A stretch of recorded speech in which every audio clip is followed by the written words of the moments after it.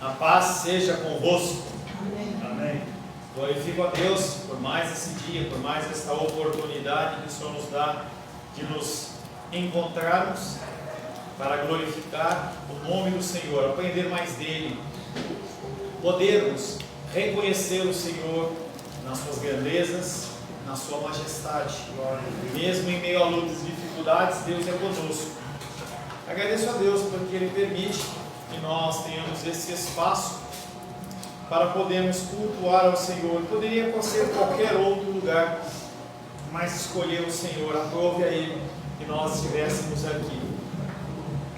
Você que está de forma virtual, se possível, se esforce para estar conosco aqui de forma presencial. É diferente, não é a mesma coisa. Apesar daquele que vos fala ser visto da mesma forma, do áudio ser o mesmo, quando você está congregando junto com os irmãos, é diferente, tá? Faça um esforço para você estar junto conosco. Em nosso último encontro, estivemos meditando sobre o tema o cristianismo e a busca pela paz. Tanto o cristianismo como a busca pela paz, infelizmente, tem sido, em grande medida, algo muito mais semelhante a uma mentira. Algo inalcançável. Isso ocorre tanto em relação ao alvo, como em relação ao procedimento para atingir o mesmo, porque têm sido utilizados princípios não bíblicos.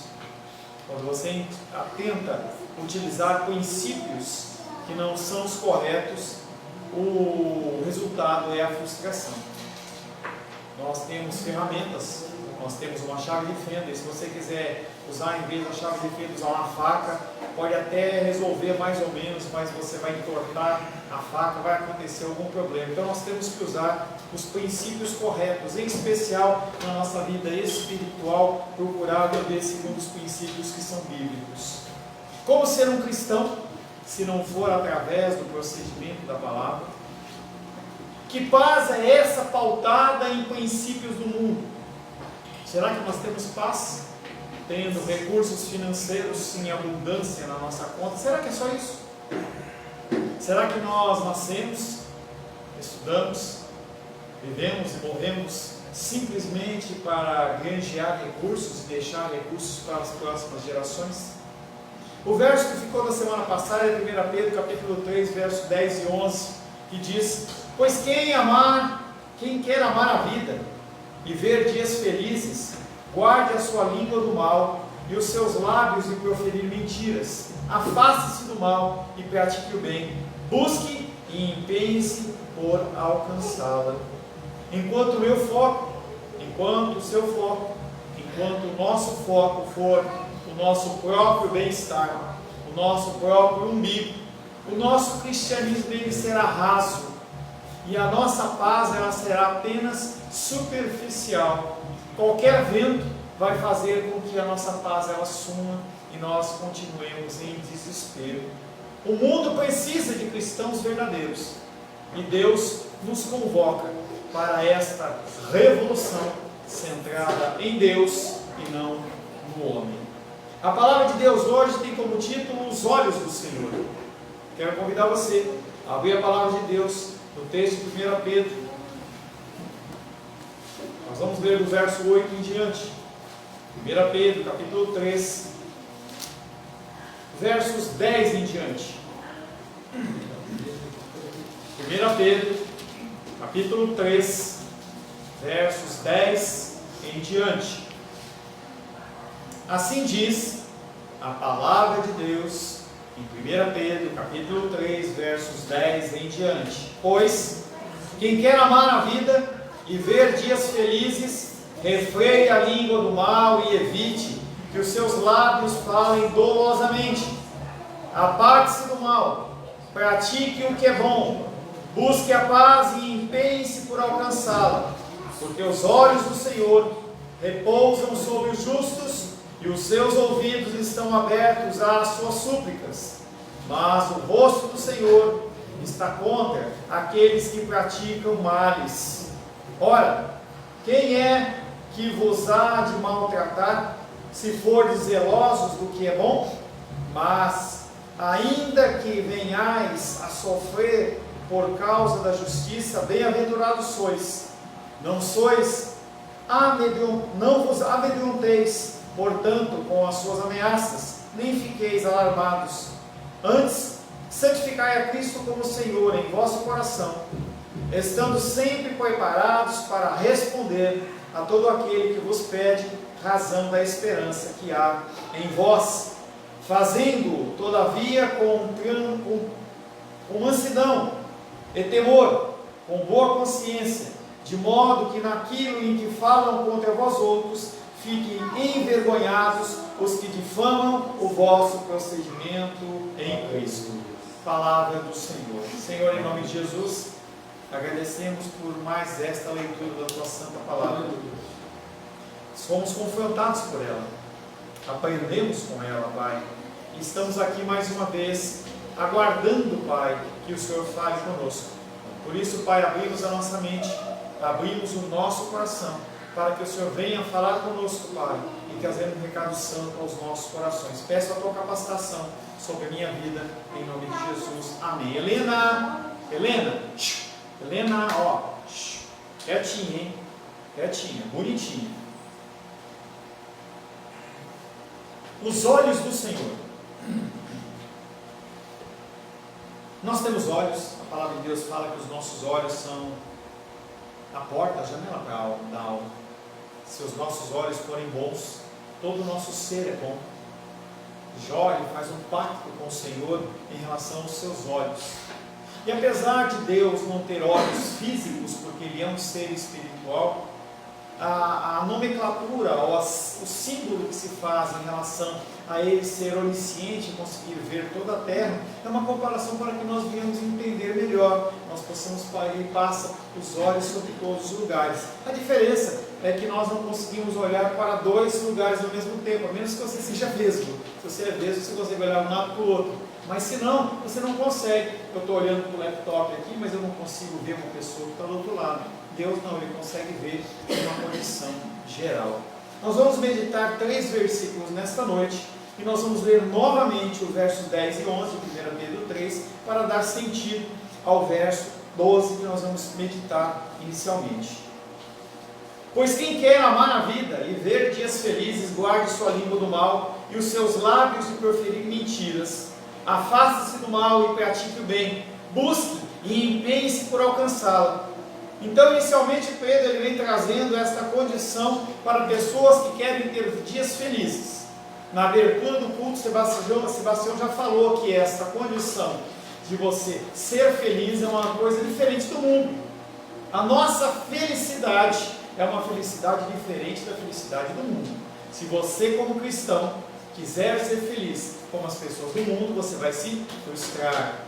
Por isso que muitas vezes nós olhamos a situação das pessoas, e já ouvi vocês falarem, e eu mesmo já falei nas minhas orações e com outras pessoas, por que eu vivo desse jeito e aquele que é ímpio está vivendo melhor? Parece que o casamento dele é melhor, parece que o trabalho dele é melhor, parece que as finanças dele é melhor. Não há padrão de comparação, porque a nossa felicidade ela não é pautada em coisas humanas. E aí vem a consequência, ou digamos assim, a motivação para você buscar todas essas coisas, de guardar a língua do mal, os seus lábios, proferir mentiras. E aí a palavra de Deus diz no verso 12: porque os olhos do Senhor repousam sobre os justos. Eu não sou justo, você não é justo, mas em Cristo nós somos justificados.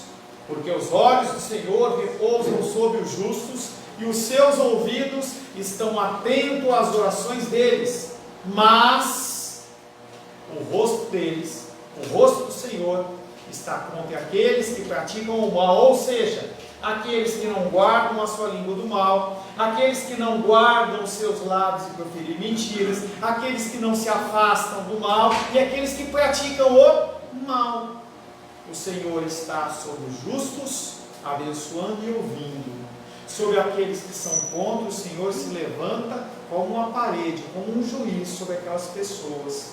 Todo esse texto que nós estamos tratando, de 1 Pedro capítulo 3, do verso 5 em diante aproximadamente, ele, como nós já falamos, é uma citação do Salmo 34.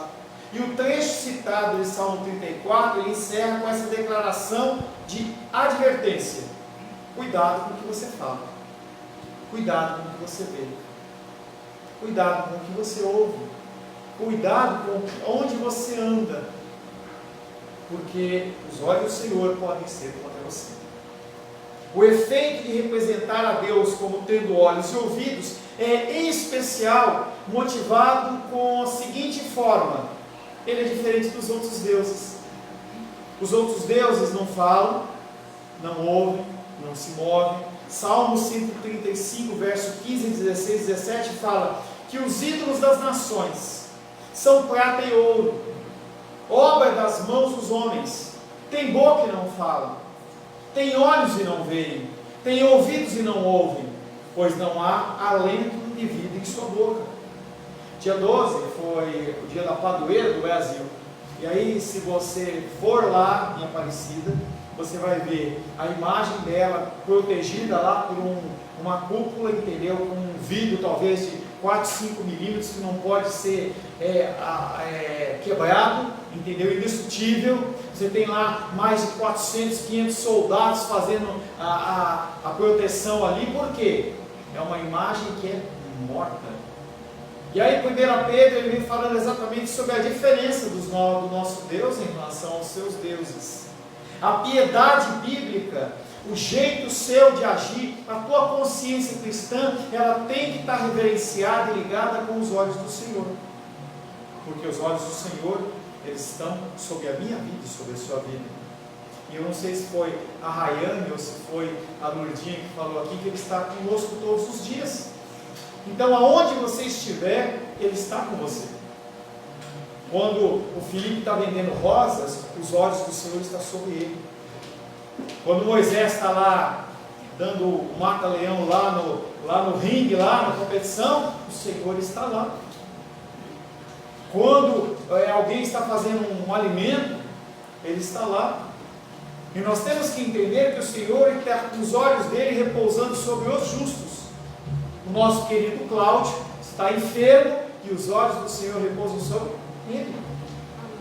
Salmos, Provérbios 15, 3 diz: os olhos do Senhor estão em todo lugar, contemplando os maus e os bons. Mas 1 Pedro fala que só repousa sobre os justos. Os olhos dele repousam sobre os justos e passam sobre aqueles que são maus.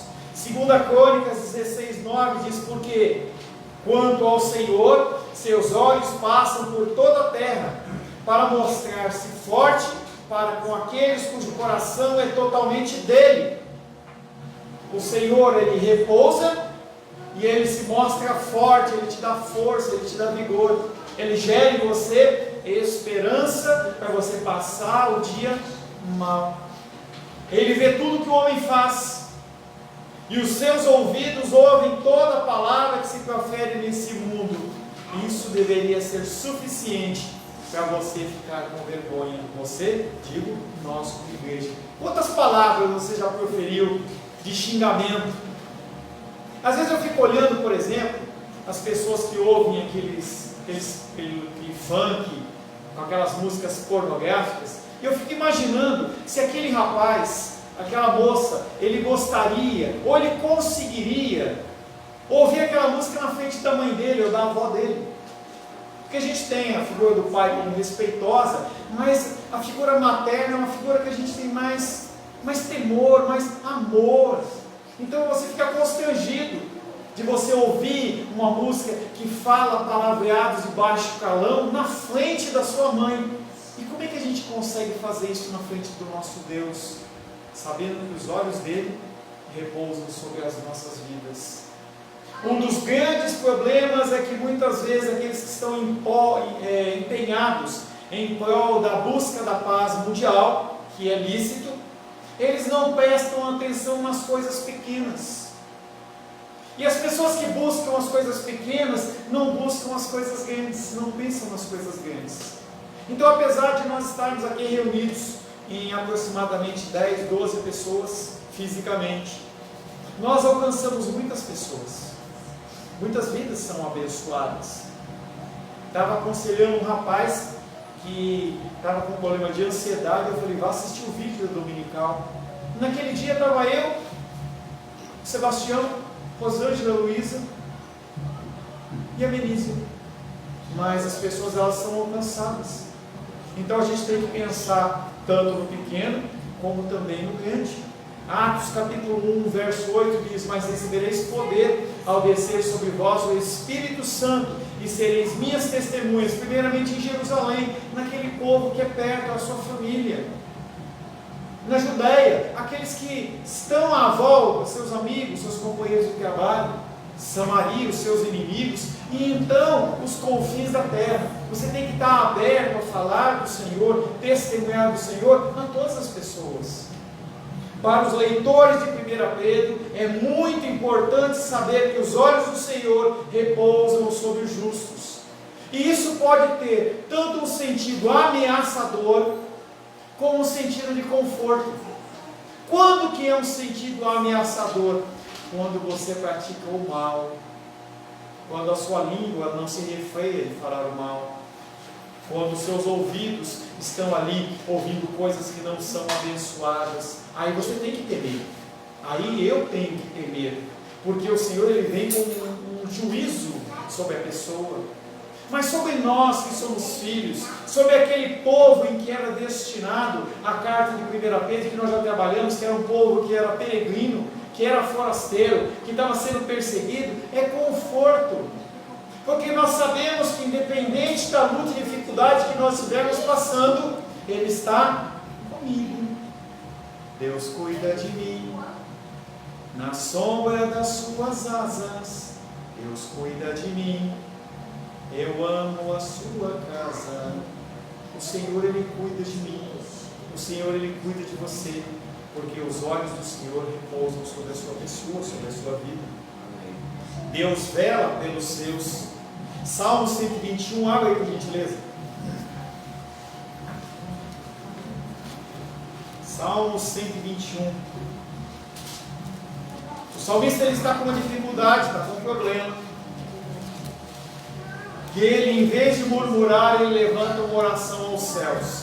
Salmo 121 diz assim: eleva os meus olhos para os montes, de onde me virá o socorro? O meu socorro vem do Senhor, que fez o céu e a terra. Ele não permitirá que os meus pés vacilem, não dormitará aquele que te guarda. É certo que não dormita nem dorme o guarda de Israel. O Senhor é quem te guarda, o Senhor é a tua sombra, é a tua direita. De dia não te molestará o sol, nem de noite a lua. O Senhor te guardará de todo mal, guardará a tua alma. O Senhor guardará a tua saída e a tua entrada, desde agora e para sempre. Porque os olhos do Senhor repousam sobre a sua vida. Justos são, na linguagem do Novo Testamento, aqueles que foram justificados pela fé em Jesus Cristo, tendo todos os seus pecados perdoados e que agora vivem para a justiça. Quem são os justos? São aqueles que levam a cesta básica na favela? Podem ser. São aqueles que distribuem brinquedos, como Moisés fez lá com as pessoas carentes? Pode ser. Mas se for apenas o ato de fazer, não é suficiente para ser considerado como justo. O elemento essencial, principal aí, é o sangue do Cordeiro. Mateus 16 diz: quem crer e for batizado será salvo. Quem, porém, não crer já está condenado. Não é justo. Os olhos protetores do Senhor estão sobre eles, que guardando-os de todo mal, e certamente estão vendo os insultos e afrontas que lhes são feitas, e o sofrimento que eles enfrentam. Toda afronta que você recebe é recebida por Deus. Eu não cheguei a entrar no pormenor, mas estava conversando com o André outro dia, e estava falando para mim assim, que ele foi maltratado num momento lá. Naquele momento, o Senhor, ele recebe aquela afronta como se fosse para ele, porque os olhos do Senhor repousam sobre os justos. Os seus ouvidos estão atentos às orações. Então, apesar da tua resposta da sua oração não vir como o McDonald's, que você entra e pega lá na frente, ou micro-ondas, Ele ouve a sua oração. A palavra de Deus garante que Ele está ouvindo a sua oração. Os seus ouvidos estão atentos às nossas orações. Essa afirmação representa, como muitas vezes na Bíblia, as nossas súplicas a Deus, sejam de alguma necessidade, sejam de algum livramento. Mais adiante, em 1 Pedro 5,7, ele vem trazendo exatamente esse contexto. Ele tem cuidado de nós. Deus, Ele cuida de mim. Essa música que nós cantamos, ela tem a ver, abre lá 1 Pedro, capítulo 5, verso 7. Vamos voltar lá para o finalzinho.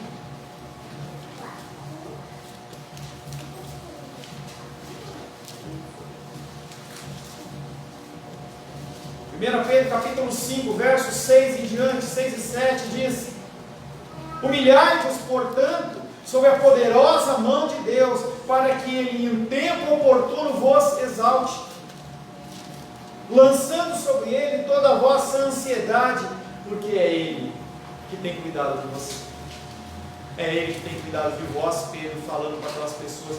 É Ele que tem cuidado de você. É muito poderoso isso, a gente entender que o Senhor, Ele tem cuidado de nós. Pedro mostra a consequência de agir bem. Ele tem cuidado de nós, mas em contrapartida vem a consequência de você não agir segundo os princípios de Deus. Hebreus 10:31 diz: horrível coisa é cair nas mãos do Deus vivo, que é uma citação num texto, se não me engano, de Crônicas, em que Davi ele intenta fazer um censo. Ele quer saber quantos soldados ele tem. Não porque ele está querendo fazer alguma estratégia, mas ele quer fazer o quê? Ele quer saber quão poderoso ele é. Algo semelhante a Nabucodonosor, quando Deus fez ele virar um animal comendo grama. E os generais dele falam: Davi, não faça isso. Não é abençoado perante Deus. Jeremias, em outro tempo, falava: uns confiam em carros e outros em cavalos, mas nós confiamos no Senhor. E Davi, ele entende e fala assim: faz a conta, porque quem está mandando sou eu. Quando se finda, e o general traz a resposta, e o general não contou os levitas, porque a coisa ia ser muito pior, veio a palavra do Senhor através do profeta e diz: você pecou. Você tem 3 opções. Teste sobre Israel. Você está nas mãos dos seus inimigos por um tempo, ou então ficar 3 dias debaixo das mãos do Senhor. E ele afirma: é melhor estar debaixo das mãos do Senhor, porque o Senhor, Ele é rico em misericórdias. Mas não quer dizer que o Senhor, Ele não desceu a espada sobre aquele povo. Milhares de pessoas, dezenas de milhares de pessoas morreram, e Davi olhou e conseguiu ver com os olhos espirituais aquele anjo com a espada, e o anjo só ceifando vidas, e as pessoas morrendo. Ele fala: eu pequei, por que essas pessoas elas estão sendo culpadas? E ele se arrepende, Deus, ele vê o arrependimento, e ali cessa a praga.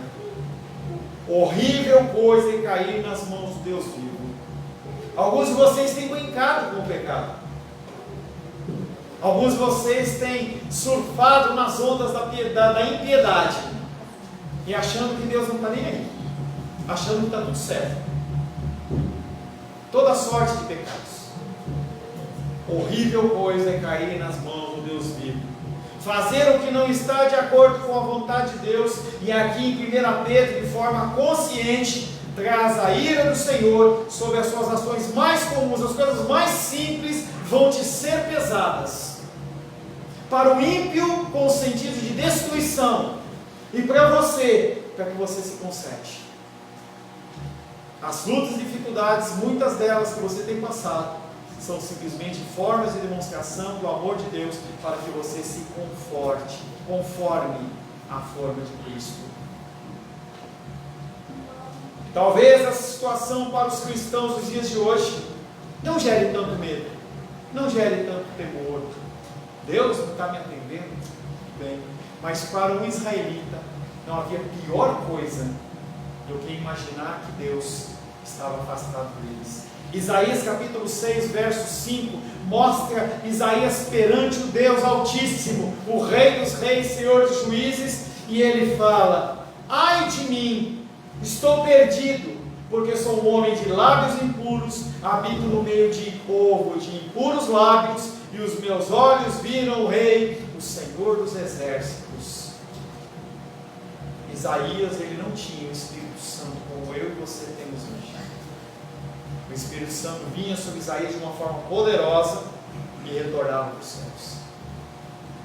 Isso quer dizer que sobre Isaías a punição é menor do que sobre a sua vida, que tem acesso a Deus dentro do seu coração todo o tempo. Portanto, aqui o significado dessa expressão é de julgamento, um julgamento irresistível. O livro de Apocalipse descreve claramente a reação dos que assim têm de se confrontar com a face de Deus no dia do julgamento. Apocalipse 6, verso 15 e 16, diz assim: os reis da terra, os grandes, os comandantes, os ricos, os poderosos, aqueles que não sentem falta de nada, aqueles que são intocáveis, mas também todo aquele que é escravo, todo aquele que é livre, porque não são apenas os ricos que praticam iniquidade. Eles se esconderam nas cavernas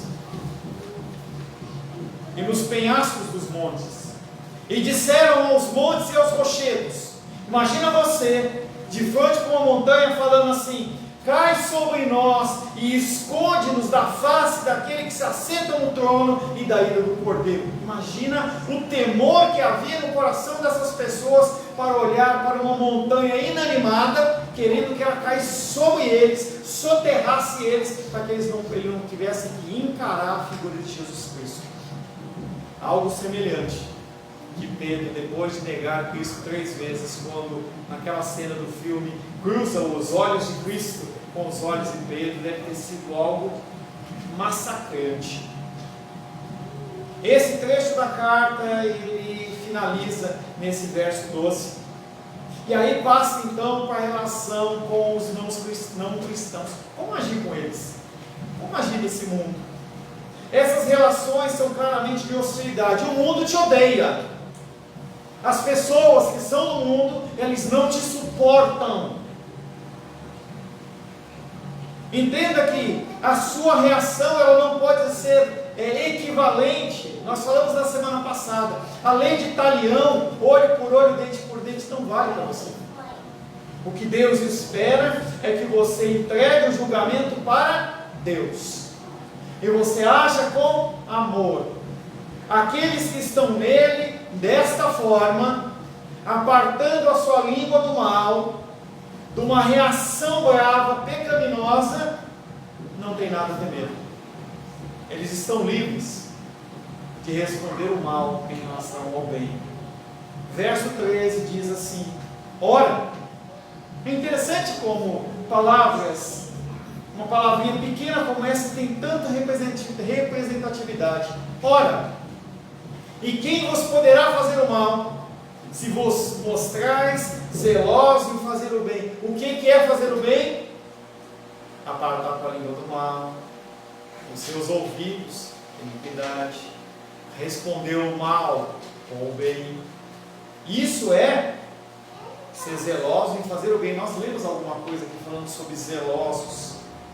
Essa palavra ora, ela capta uma força muito grande nesse versículo, falando assim: além do mais, como que se o que vem a seguir fosse algo óbvio. Se você é zeloso em fazer o bem, pode ficar tranquilo que Deus é contigo. Ele cuida de você. Deus cuida de mim. É nessa condição que Deus cuida de você. Quem vos poderá fazer o mal, se você for esforçado em fazer o bem? Deus não é louco. Ele quer você dando testemunho da bondade dele. Ele quer você mostrando a figura de Cristo no meio do povo. Por que ele vai te massacrar se você está querendo fazer o bem? Ele vai te apoiar, Ele vai te dar força, Ele vai te dar vigor. Não quer dizer que você não vai passar pela fornalha, que você não vai poder entrar na cova dos leões. Não quer dizer nada disso, quer dizer que você vai ser agradável. E o Sebastião começou lá falando sobre a antífona. Bem-aventurado, bem-aventurado não é feliz segundo o mundo. Bem-aventurado é uma felicidade de cumprir o papel que Deus designou para você. Não é felicidade de riqueza, não é felicidade de saúde, não é felicidade de você ter uma casa redondinha, tudo certinho, não é felicidade de você estar cumprindo o seu papel perante Deus.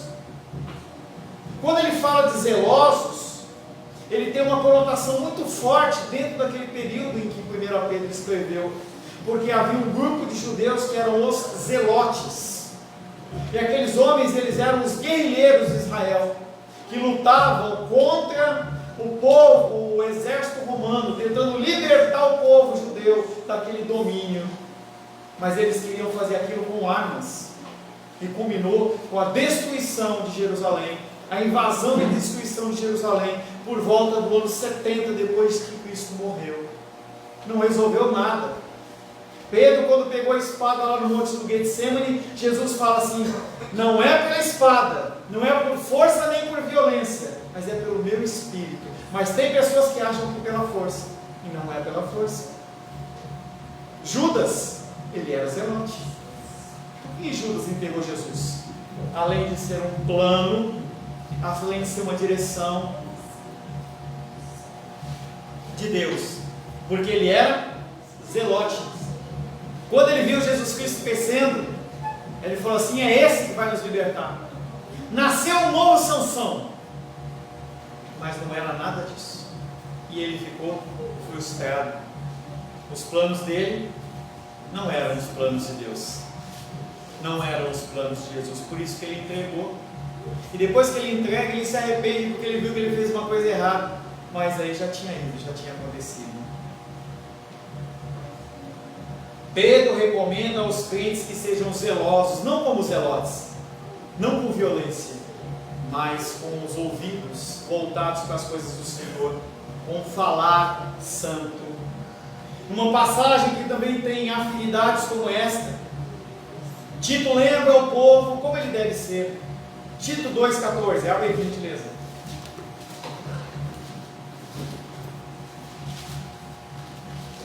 Tito capítulo 2, verso 14.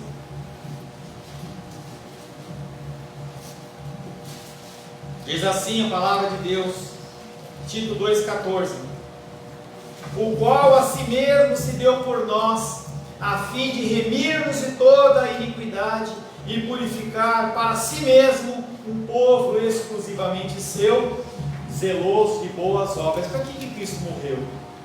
Para você viver a sua vida no mundo? Será que o sangue do Cordeiro, ele foi derramado no Calvário para você fazer o que você quer na sua vida? 1 Pedro 3,14.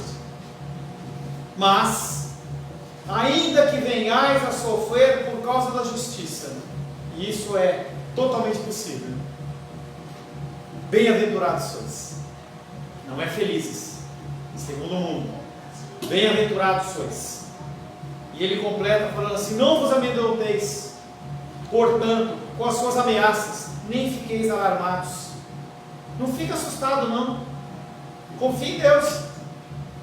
Você errou, pediu perdão ao Senhor, há consequências? Existem.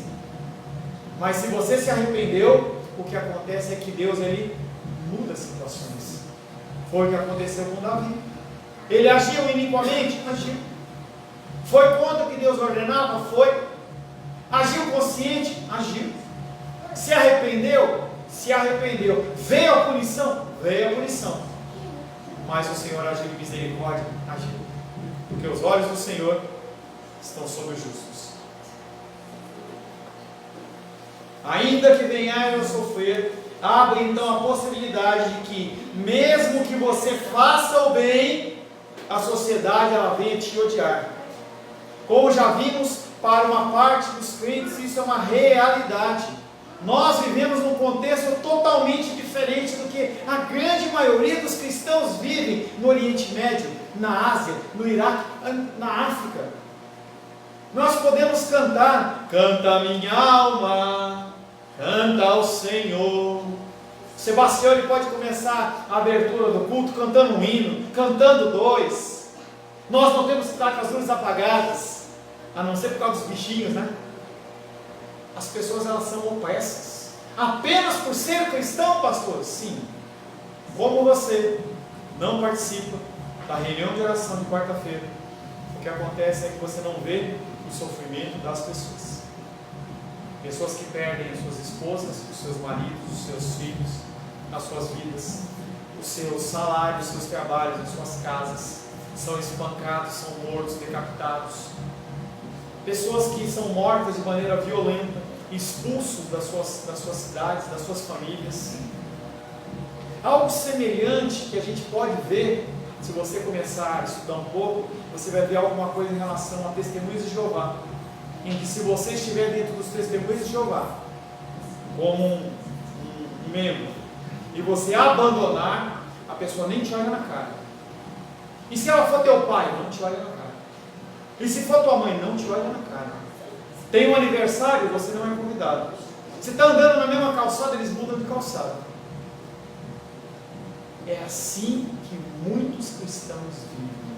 E 1 Pedro vem falando que se você estiver vivendo de uma forma correta, mesmo sofrendo injustiça, não é retaliação do diabo, é ação maligna do homem, mas Deus fala que perante Deus você é bem-aventurado. 1 Pedro 1,14, 1 Pedro 4,14 fala: se pelo nome de Cristo sois injuriados, novamente ele fala: bem-aventurados sois, porque sobre vós repousa o Espírito da glória e do Espírito de Deus. Que maior benefício é esse do que esse? O sentido então seria algo como sofrer por procurar fazer a vontade de Deus, não o que você quer. Ele não está chamando para você ir tacar pedra no centro de cultura afro, do macumba. Ele não está falando para você ir lá no boteco lá e ficar brigando com os caras que estão tocando uma música que não é humana, não é gospel, não é cristã, não é nada disso. Ele fala: se você estiver fazendo a vontade de Deus, você sofrer, você é bem-aventurado. Justiça não se limita ao religioso, como nós tendemos a fazer. Nós separamos a religião da nossa vida normal. Pastor, aqui na igreja eu uso gravata, eu estou com a roupinha passada, estou cheiroso, cumprimento os irmãos com a paz do Senhor, louvo o Senhor, eu levanto as minhas mãos aos céus, mas aí fora, me aguarde. Tinha um desenho que eu assistia que era o filme do Pateta, em que ele era o senhor educado. E ele da família dele, ele era educado, no trabalho ele era educado, mas quando ele entrava no carro, ele se transformava, e ele fechava as pessoas, ele brigava. Que cristão é você? Que cristão é você? Será que você consegue também separar o teu cristianismo ao tempo que está na igreja e fora da igreja? Será que você esquece que durante todos os outros dias da semana, os olhos do Senhor estão sobre você? Estar do lado da justiça significa se opor a toda forma de injustiça, e certamente no mundo em que esta tende a se impor de 1001 maneiras, optar pela justiça pode representar sofrimento, como nos revela, por exemplo, os profetas do Antigo Testamento. Comecei a ver um filme hoje, eu sempre vejo os primeiros 5, 10 minutos do filme, eu vejo se é legal e eu chamo a Rosana para ver comigo.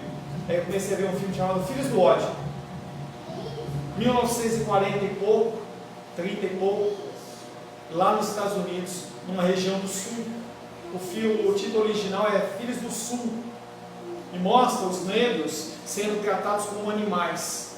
E alguns homens, algumas pessoas brancas, elas ficam indignadas em relação àquilo e se levantam e começam a marchar junto com eles são retaliados. Logo na primeira cena do filme, aparece uma das pessoas, homem branco, que estava lutando contra essa injustiça, todo ensanguentado, com a cara desfigurada e sendo colocado uma corda no pescoço para ele ser enforcado. Aí cortou a cena, não sei o que vai acontecer, porque ele está querendo defender a justiça. Quando isso acontecer, Deus fala: bem-aventurados sois. As bem-aventuranças que Jesus anunciou e que Pedro está citando revelam um novo conceito de felicidade. Aqui são os infelizes desse mundo que são felizes perante Deus. Essa foi boa, hein? As pessoas olham para você e falam: seu infeliz. E Deus fala: bem-aventurado. E aí a pessoa olha o cara com aquele carro bacana, com aquela esposa linda e maravilhosa, o cara todo sarado, cheio de dinheiro. Os caras falam assim: esse é bom, ó, ele está comendo num restaurante e gasta R$1000, esse é feliz. E Deus fala: maldito. Hoje, louco, pedirão a tua alma. O que vale tudo isso? Não vale nada. Aqui são os infelizes desse mundo que são felizes. Aqueles que anseiam por dias bons, como vimos acima, mas que na sua luta pela paz e pela justiça não obtêm a não ser a perseguição e o sofrimento. Mateus capítulo 5.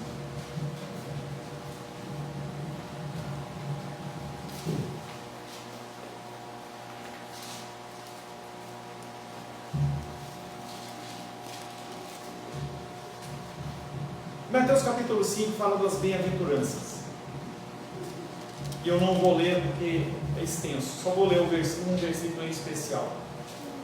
Mas Jesus ele vem falando que o padrão dele é diferente do padrão do mundo. Ele fala sobre a humildade, ele fala sobre aqueles que choram, aqueles que são mansos, aqueles que têm fome e sede de justiça, aqueles que são misericordiosos, aqueles que são limpos de coração. E aí ele finaliza no verso 9, no verso 10, desculpa, ele vem falando qual é a consequência de você viver segundo os padrões de Deus. Bem-aventurados os perseguidos por causa da justiça, porque deles é o reino dos céus. Proclama uma coisa dessa em meio a pessoas que não são cristãs. O cara vai falar: você é louco. Mas o cristianismo é louco.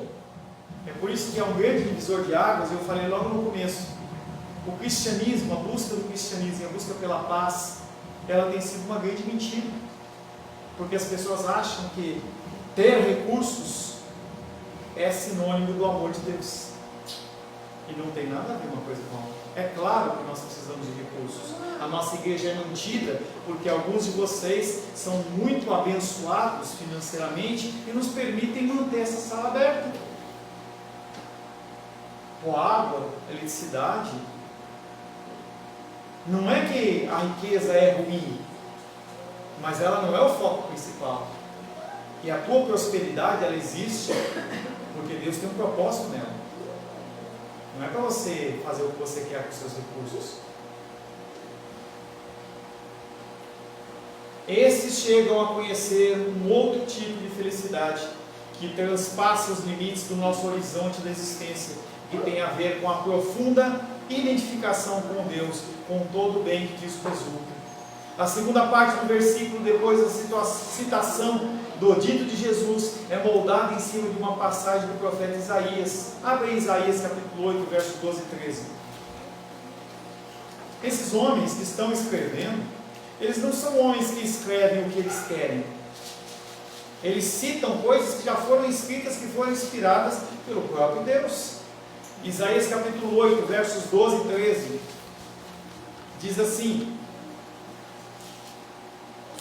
Isaías 8, verso 12 e 13: não chameis conjuração a tudo quanto esse povo chama conjuração, não temais o que ele teme, nem tomeis por terrível. Ao Senhor dos exércitos, a Ele santificai, seja Ele o vosso temor, seja Ele o vosso espanto. Pastor, o que tem a ver com isso? Tem tudo a ver, é os olhos do Senhor. Haja com temor e tremor em relação à presença de Deus na sua vida. Romanos capítulo 8, verso 33 e 34 diz: quem tentará acusação contra os filhos de Deus, os eleitos de Deus? É Deus quem os justifica, porque os olhos de Deus estão sobre os justos. Quem os condenará? É Cristo quem morreu, ou antes, quem ressuscitou, o qual está à direita de Deus e também intercede por vós. O homem ele pode acabar com você aqui na terra, mas não na glória. Ele não pode roubar o Espírito de Deus que está dentro de você. Ele não pode roubar a salvação de Deus que está em você. Ele não pode roubar a paz do Senhor que está dentro do teu coração. A reação normal diante de uma perseguição em relação a emprego, finanças ou até risco de vida, natural é medo e perturbação, que é o que nós estamos trabalhando na dominical.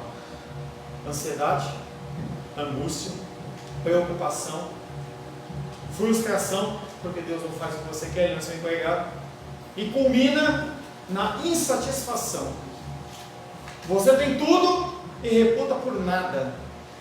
Essa é a condição do homem natural, não é a condição do cristão. Nessa hora em que você estiver passando essa dificuldade, revés financeiro, emocional, saúde e qualquer outro, é nessa hora, para os crentes, momento de você meditar nas palavras do Senhor e nas passagens bíblicas que nós falamos aqui, todas as outras que você já leu, para que você possa assim reagir de uma maneira conforme a palavra de Deus. Se você não estiver com o seu coração em Deus, quando a luta e dificuldade vier, e ela vai vir, está amarrado, pastor, não adianta você amarrar. A dificuldade ela vem sobre ímpios e sobre não ímpios. Da mesma maneira que o sol, ele aquece tanto ímpios como não ímpios. A chuva cai na tua horta como justo e cai na horta do que não é justo também. Quando for o momento da luta e dificuldade, duas coisas podem acontecer com a sua casa: ou ela é edificada na rocha ou na areia. Vindo o vento, vindo a tempestade, que é uma referência a uma luta, qualquer que seja, a tua casa ela pode ir para o chão, ou ela pode ficar firme. Você pode ser o bambu, ou você pode ser o galho de madeira que quebra. Depende única e exclusivamente de aonde está o teu coração. E nunca se esqueça que os olhos do Senhor, eles estão sobre toda a terra e repousam sobre a sua vida. Senhor, em nome de Jesus, louvamos o teu santo nome, pela tua graça e pela tua misericórdia que é sobre nós, Pai. Queremos agradecer, Pai, pelo teu cuidado, porque os teus olhos repousam sobre as nossas vidas e o Senhor não permite que nós, Pai, venhamos a padecer lutas maiores do que nós podemos suportar. Continua, Pai querido, nos ensinando, nos capacitando, nos dando força e vigor. Oramos em nome de Jesus. Graças ao nosso bom, querido e amado Deus. Querido, querida, agradeço a Deus pela sua vida, porque você se foi disposto a estar aqui. Quero abençoar a sua vida, que você possa ter uma semana na presença do Senhor, que essa palavra ela possa ficar latejando. Sabe quando você põe o dedo na porta? Aí você fica com o dedo latejando, você põe na água, põe na boca, entendeu? Fica latejando, né? Aquele negócio assim, por mais que você passe na água, fica latejando, que essa palavra ela fica latejando no seu coração. Glórias a Deus. Para que você possa, em cada situação, lembrar quem está do seu lado. Amém? Senhor, em nome de Jesus, agradecemos a Ti pelo Teu amor e graça, por mais esse dia da Tua presença. Queremos consagrar a Ti, Pai querido, essa semana que se inicia. Nós pedimos, Pai querido, que o Senhor continue falando conosco. Nos livre do mal, nos guarde, Pai querido, da bala perdida, do homem sanguinário. Nos afasta, Pai querido, dos laços do inimigo e dos desejos da nossa carne, Pai querido, que são os mais perigosos de todos. Que nós possamos, Pai, realmente confiar no Senhor. E que se o Senhor assim permitir, se o Senhor não voltar, ou nós não formos recolhidos para a glória, nós possamos nos encontrar novamente domingo que vem, para glorificar, exaltar e bendizer o santo nome do Senhor. Que o amor de Deus Pai, que a graça salvadora de Jesus Cristo e a consolação do doce Espírito Santo seja sobre a nossa vida hoje e sempre. Amém, amém. Que Deus te abençoe e te conceda a graça.